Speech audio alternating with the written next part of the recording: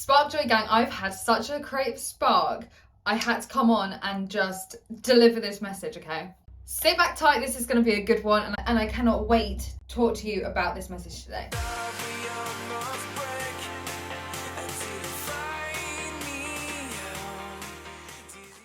Strategies you can use to help reduce your anxiety and almost re-spark that creative flow that has been blocked from the anxiety.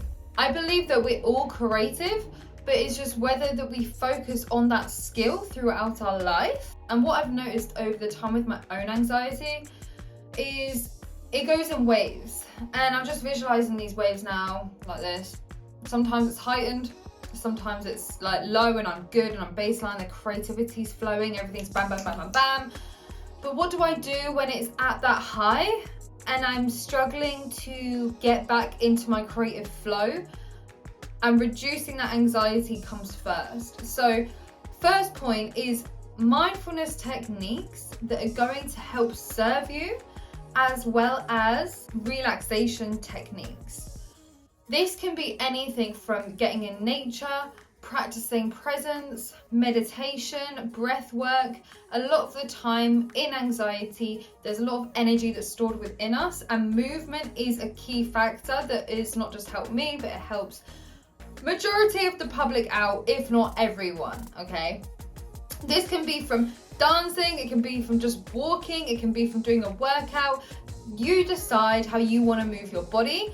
When you're moving, it actually moves the energy within you, and therefore you're able to come back to self-regulation through that movement and reduce that anxiety as a result. Finding what works for you, tuning into your body. I recommend you use my other meditation techniques. I'll put one up here for you so you can go visit it. And taking your time with this.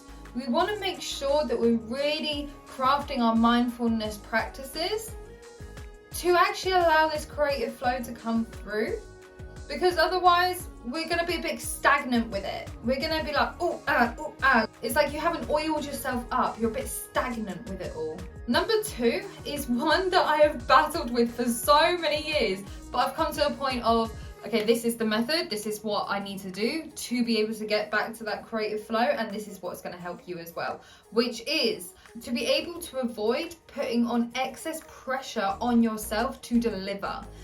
Anyone that does a creative role or even does it as a hobby, you will know this. When you put pressure on yourself to create, it's never gonna happen.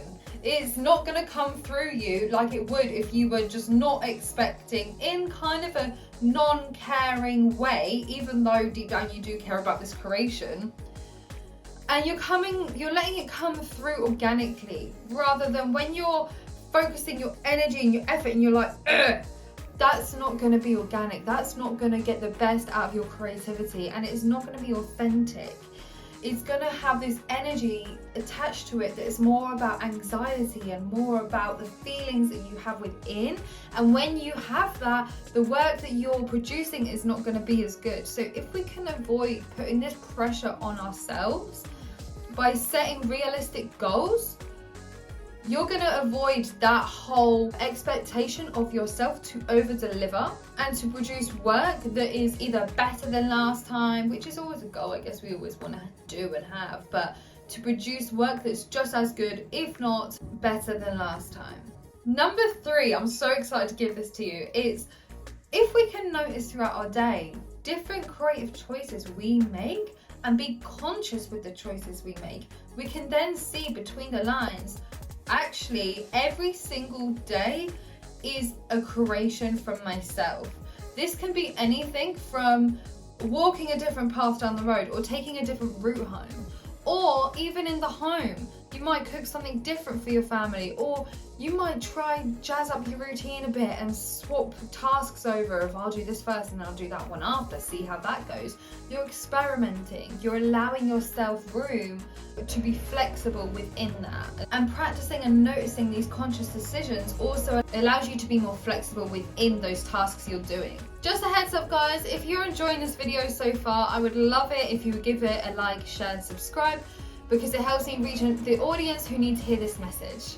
Number 4, seeking support and feedback on a consistent basis is going to really help you in your progression and to be able to get back into that creative flow. Because when you have feedback, it's gonna allow you to see the parts of your creation that may not harmonize well with other parts of your creation. So say for example, if you're producing music, you may have a chorus that is amazing, but you might have a part within that song that just doesn't flow as well as it could. And when you have that feedback and support by others, you then learn this is a creation that we're working together with. And when we are creating this together, it's no longer about you.